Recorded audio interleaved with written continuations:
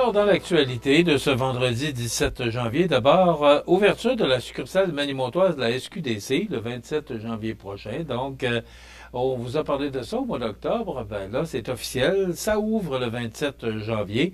Un magasin d'une superficie de 167 mètres carrés qui comptera 7 employés. Alors, c'est tout juste derrière la clinique de l'audition. Aux Galeries Montmagny, là. Donc, c'est le 27 octobre que ça ouvre. Deux nouveaux propriétaires du restaurant, les deux nouveaux propriétaires du restaurant La Rive, Mathieu Labrec, que vous voyez sur nos ondes, là, qui anime les chroniques de prévention pour Promutuel, mais c'est un des propriétaires.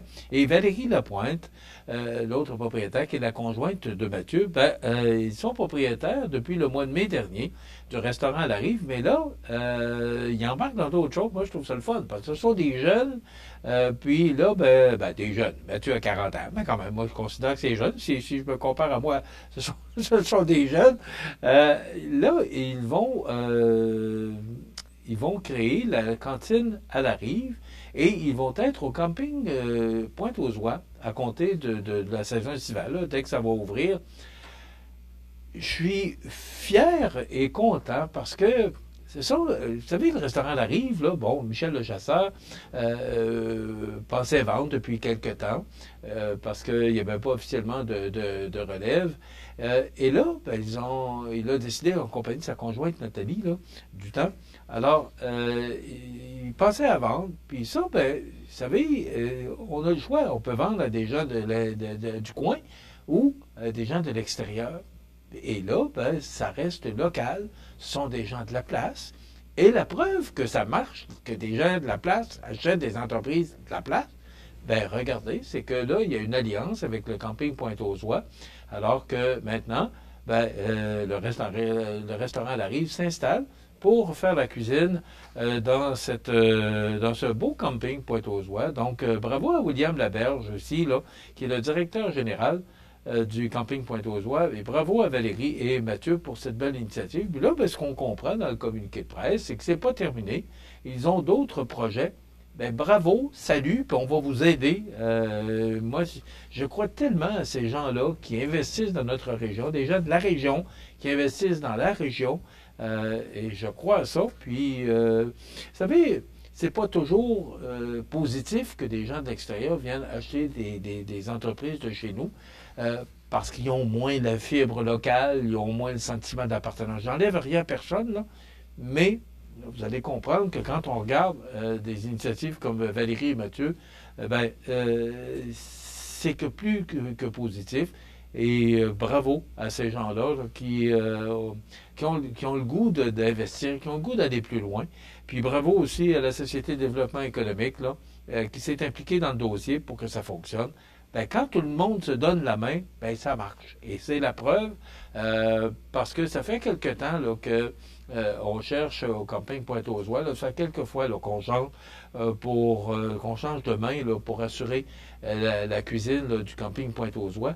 Là, je pense qu'avec le restaurant La Rive, je pense qu'avec Mathieu et Valérie, c'est une alliance qui pourrait durer longtemps. On verra bien. Ils verront aussi par leur expérience.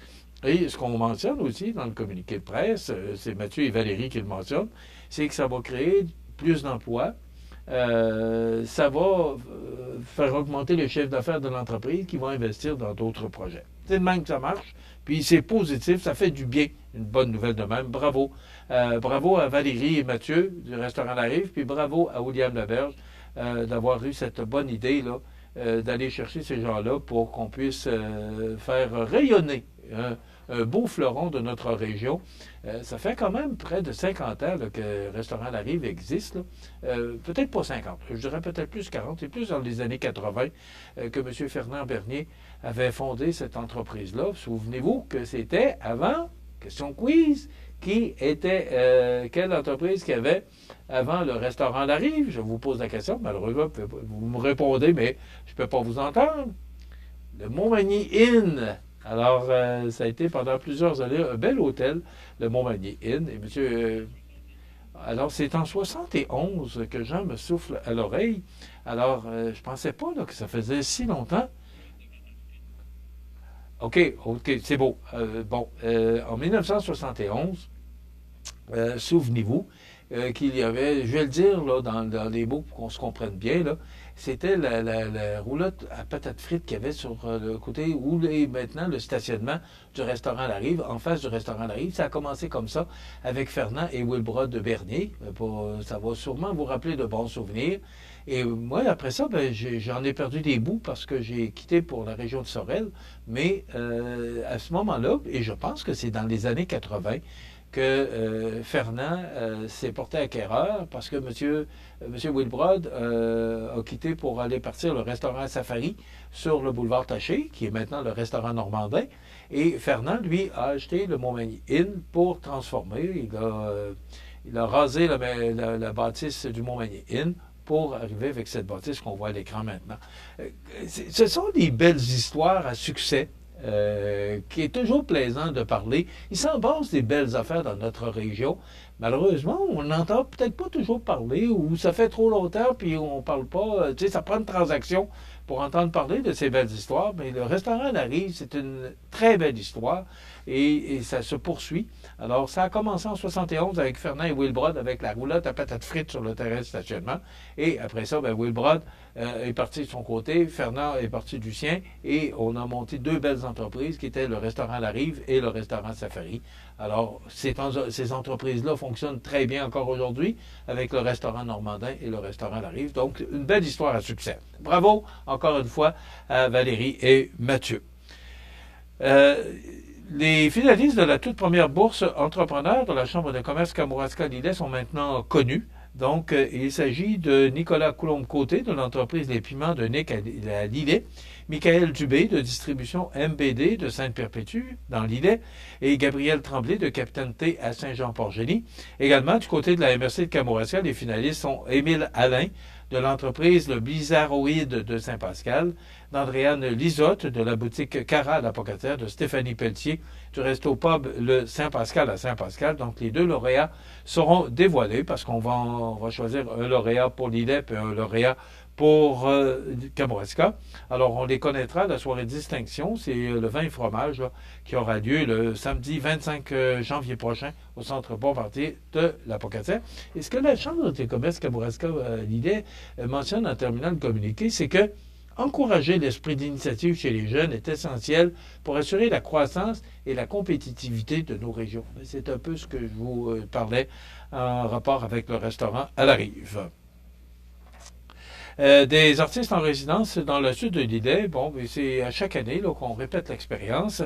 Encore une fois, cette année, deux artistes professionnels des arts visuels de la Château-Appalaches, Claude Gagné et Chantal Bouchard, passeront un mois complet à créer avec les communautés du sud de la MRC de Lillet.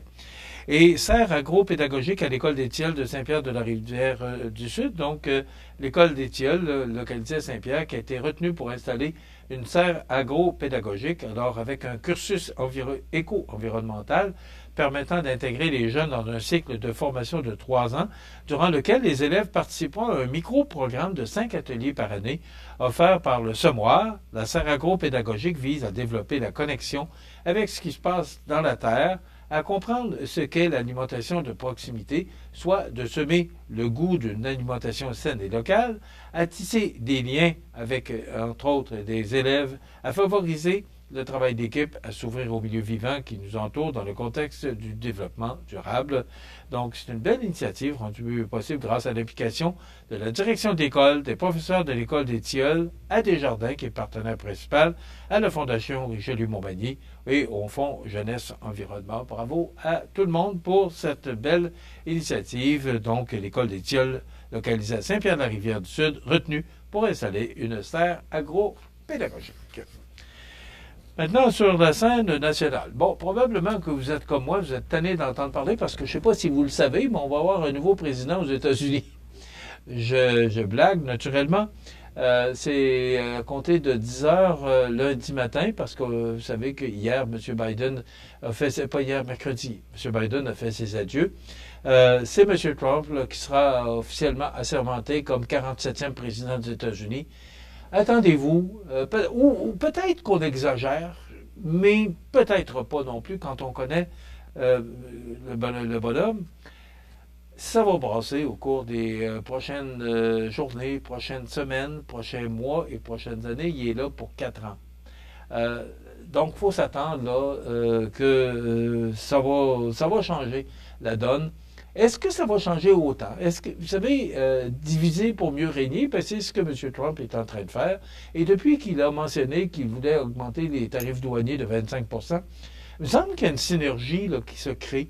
Il y a un front commun qui se crée là, avec les premiers ministres des provinces, puis tout le monde y met son grain de sel, puis tout le monde dit hey, t'es peu là, il faut s'unir, puis il faut travailler ensemble. Ben, il y a des côtés positifs à tout ça. Et il faudrait peut-être pas là, s'imaginer qu'on est le dernier pays et qu'on peut prendre, qu'on peut avoir peur. Oui, c'est sûr que ça va déranger. M. Legault parlait cette semaine de possiblement une perte d'emploi de 100 000 personnes. C'est pas rien, puis c'est quand même très sérieux.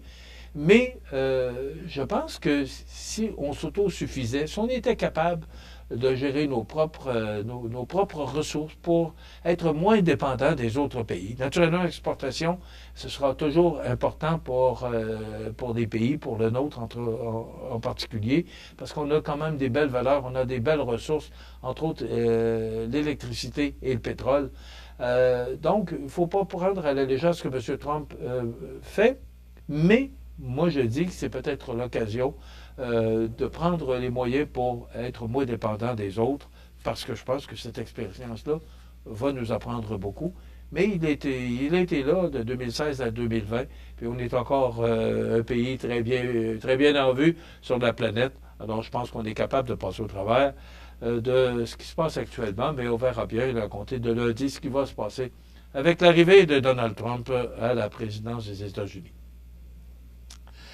On parle d'austérité dans l'éducation, ben, c'est pas seulement dans l'éducation. Et là, le gouvernement dit non, non, non, non, on n'est pas en période d'austérité, on veut juste que les ministères, les différents ministères respectent leur budget. Ça, je comprends. Mais on parlait cette semaine qu'il y aurait 130 pertes d'emplois au CI3S de Chaudière-Appalaches. Il y aurait tout près de 1000 personnes qui auraient perdu leur emploi au ministère de la Santé depuis en date de décembre 2024. Ce sont des chiffres que j'ai entendus. C'est pour ça que je l'ai dit au conditionnel. Mais on n'est pas en période d'austérité. Puis pourtant, on va faire un déficit de 11 milliards au 31 mars 2025. Sur une note plus positive, on reçoit Jessica Fortier-Lavallée de l'organisme L'Ancre lundi et on reçoit Mme Nancy Labrec, qui est directrice générale de la MRC de Montmagny, pour se parler du budget de la MRC pour 2025. Dans un moment, les avis de décès. Je vous souhaite de passer un excellent week-end. Soyez des nôtres lundi pour une autre émission d'information. Bonne journée.